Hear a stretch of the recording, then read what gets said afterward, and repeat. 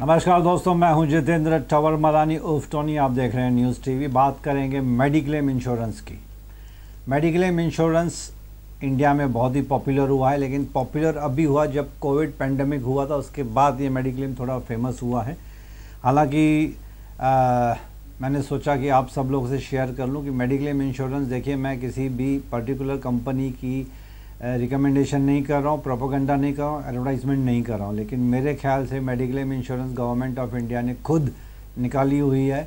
1.5 लाख 5 लाख रुपया बिना किसी प्रीमियम के, बिना किसी फ़ीस के, चार्जेस के गवर्नमेंट ऑफ इंडिया आपको दे रही है। आपके कॉरपोरेटर, जो लोकल कॉरपोरेटर हैं, उनसे कांटेक्ट कीजिए, उनसे पूछिए, वो आपको गाइड करेंगे, आपको फ्री में मेडिक्लेम पॉलिसी मिल जाएगी। इसके अलावा मेरे ख्याल से each and every person of India should have mediclaim policy. ना मेडिक्लेम इंश्योरेंस क्या होता है कि अगर आप हॉस्पिटल में भर्ती होते हैं तो कुछ मेडिक्लेम पॉलिसी, कुछ नहीं, मेरे ख्याल से ज़्यादातर मेडिक्लेम पॉलिसी के पास कैशलेस फैसिलिटी होती है कि आप या आपके घर वाले कोई भी हॉस्पिटल में जब भर्ती होते हैं तो आपको सिर्फ़ और सिर्फ रजिस्ट्रेशन फ़ीस, यानी कि 10, 15, 20 हज़ार रुपया depending upon the scale of the hospital, वो आपको डिपॉजिट करना पड़ता है। बाकी का क्लेम आपका इंश्योरेंस कंपनी जहां से आपने पॉलिसी परचेज़ की है वो ऑटोमेटिकली हॉस्पिटल को पे कर देगी, आपको पेमेंट करने की ज़रूरत नहीं है।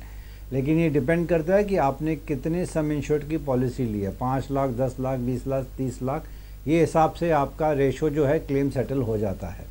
लेकिन इंश्योरेंस, मेडिक्लेम इंश्योरेंस लेना बहुत ज़रूरी इसके लिए है दोस्तों, क्योंकि आजकल अनफॉर्चुनेटली जो बीमारियां हैं जब होती हैं, अगर आप मीडियम क्लास हॉस्पिटल में भी जाओगे तो कम से कम 2, 3, 4 लाख का खर्चा तो मिनिमम आ ही जाता है। इसके अलावा अगर आप 3 star, 4 star, 5 star multi speciality hospital में भर्ती हो जाओगे तो 5, 10, 20, 25 लाख का बिल तो आना एकदम आजकल कॉमन बात हो गई है। एक पैकेज सा बन गया है कि हार्ट रिलेटेड इशूज़ हैं, बाईपास सर्जरी है तो पैकेज है उनका, आपका एंजियोप्लास्टी करना है तो पैकेज है, आपका नी रिप्लेसमेंट है तो पैकेज है, किडनी स्टोन निकालना है तो पैकेज है, कैटरेक्ट है, आंखों का कैटरेक्ट ऑपरेशन करना है तो पैकेज है। तो ये बड़ी बड़ी हॉस्पिटल्स ने पैकेज बना के रखा हुआ है। लेकिन इससे पहले कि मैं कुछ भूल जाऊं तो मैं एक बात और बताना चाहता हूं कि आप किसी भी हॉस्पिटल में जाओगे ना, ध्यान से सुनना दोस्तों, ये बहुत ही ज़रूरी, मैं आपको एक इन्फॉर्मेशन देने जा रहा हूँ। इस वीडियो को बीच में बंद मत कीजिए, थोड़ा सा बोरिंग है लेकिन this is very very informative. हमारे घर पे जब कोई भी हॉस्पिटल में भर्ती होता है तो बाकी के लोग पैनिक हो जाते हैं। अगर हार्ट रिलेटेड इशू है या भगवान न अगर ब्रेन स्ट्रोक है, ऐसी कोई गंदा डिजीज़ हो जाती है तो हम डर जाते हैं। ऑब्वियसली डरना तो होता ही है, क्योंकि नियर एंड डियर वन कोई हॉस्पिटल में जाता है तो जब हॉस्पिटल में भर्ती होता है कोई भी बंदा, हमारा फैमिली मेम्बर, पेशेंट तो बेचारा चलो ठीक है आईसीयू में चला गया या ऑपरेशन टेबल पे चला गया, लेकिन उसके घर वालों को मैं एक इन्फॉर्मेशन देना चाहता हूँ कि हर हॉस्पिटल में कंपलसरीली, आई रिपीट, ध्यान से सुनिए दोस्तों, हर हॉस्पिटल में government of India, health ministry ने एक सर्कुलर निकाला था कि हॉस्पिटल के एक अच्छी खासी जगह पे एक पोस्टर लगाना बहुत ज़रूरी है, जिसका इन्फॉर्मेशन, जो सब्जेक्ट होता है राइट्स ऑफ पेशेंट। पेशेंट के क्या क्या राइट्स हैं। पेशेंट तो मैं बार बार बोलूँगे आईसीयू में, कोमा में या अंदर बेड पे है, लेकिन उसके जो फैमिली मेम्बर्स हैं, रिश्तेदार है, जो नियर एंड डियर वंस जो जमा हो गए हॉस्पिटल में देखभाल के लिए बैठते हैं, उनको ये पोस्टर जो लगा रहता है वहाँ पे राइट्स ऑफ पेशेंट, वो पढ़ना बहुत ज़रूरी है। उसमें बहुत सारी इन्फॉर्मेशन दी जाती है, जो मोटा मोटा आप लोगों को जो मुझे याद है मैं बता रहा हूँ कि अगर हॉस्पिटल में भर्ती होता है कोई पेशेंट तो उसके फैमिली मेम्बर को, पेशेंट अगर होश में है तो उसको पूरा राइट है वो बाहर के किसी भी डॉक्टर से सेकंड मेडिकल ओपिनियन ले सकता है। आई रिपीट, पेशेंट का राइट है कि अगर उसको लग रहा है कि मेरी हॉस्पिटल में ट्रीटमेंट बराबर से हो रही है या नहीं हो रही है तो ही और she, the patient has got the right to take second medical opinion from outside hospital, यानी कि बाहर का डॉक्टर अंदर आके सेकंड ओपिनियन दे सकता है। पॉइंट नंबर 2, पेशेंट या उसके रिश्तेदारों को पूरा हक है कि डेली बेसिस पे बिल की कॉपी, कि हमारा बिल कितना जनरेट हुआ डे वाइज, वो मांग सकते हो आप बिलिंग काउंटर से, एडमिन डिपार्टमेंट से, अकाउंट डिपार्टमेंट से।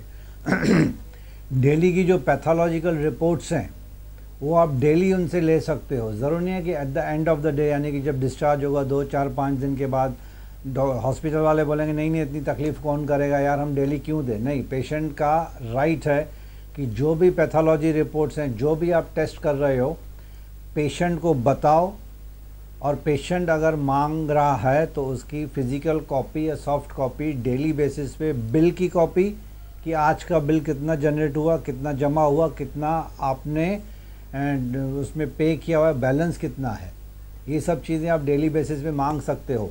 दूसरा ये है कि दोस्तों आजकल जो एंजियोग्राफी एंड एंजियोप्लास्टी होती है, जब एंजियोप्लास्टी होती है तो स्टेंट्स डालते हैं। स्टेंट आज से कुछ साल पहले, 3-4 साल पहले, हर एक हॉस्पिटल अलग अलग रेट्स लगाते थे। 50,000 से लेकर 5 लाख रुपए तक एक छोटी सी स्टेंट, इतनी छोटी सी स्टेंट होती है, वो अपने अपने रेट्स लगाते थे क्योंकि उसमें रेगुलराइजेशन नहीं थी। जब ये कंप्लेंट्स गई टॉप लेवल पे गवर्नमेंट पे, तो उन्होंने ध्यान दिया, अब वो रेगुलराइज हो गई हैं। तो गवर्नमेंट ऑफ इंडिया ने वो जो छोटी छोटी स्टेंट्स हैं जो एंजियोप्लास्टी में या बाईपास सर्जरी में यूज़ होती हैं, उनके रेट्स फिक्स किए हैं। उस रेट से ज़्यादा कोई भी हॉस्पिटल वाले चार्ज नहीं कर सकते हैं।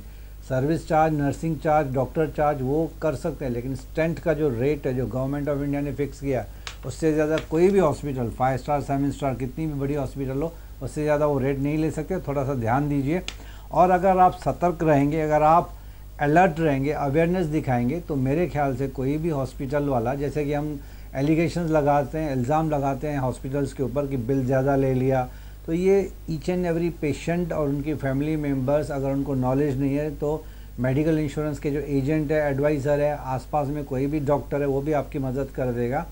बिल को थरोली चेक कीजिए, होशियार बनिए। इंस्टेड ऑफ गाली गलौज करने से अच्छा है कि आप बिल चेक कीजिए, डॉक्टर से बात कीजिए, और डॉक्टर की ड्यूटी है, आई रिपीट, बड़े बड़े हॉस्पिटल्स में ये होता है कि आया डॉक्टर देख के चला गया, पेशेंट और उसके रिलेटिव से बात तक नहीं की जाती है, पेशेंट के साथ क्या गुजर रही है, कौन सी ट्रीटमेंट दे रहे हैं, ये बहुत ज़रूरी है। पेशेंट को बताना है कि मैं आपको ये ट्रीटमेंट दे रहा हूँ, उनके रिश्तेदारों को बताना ज़रूरी है कि ये ट्रीटमेंट दे रहे हैं हम।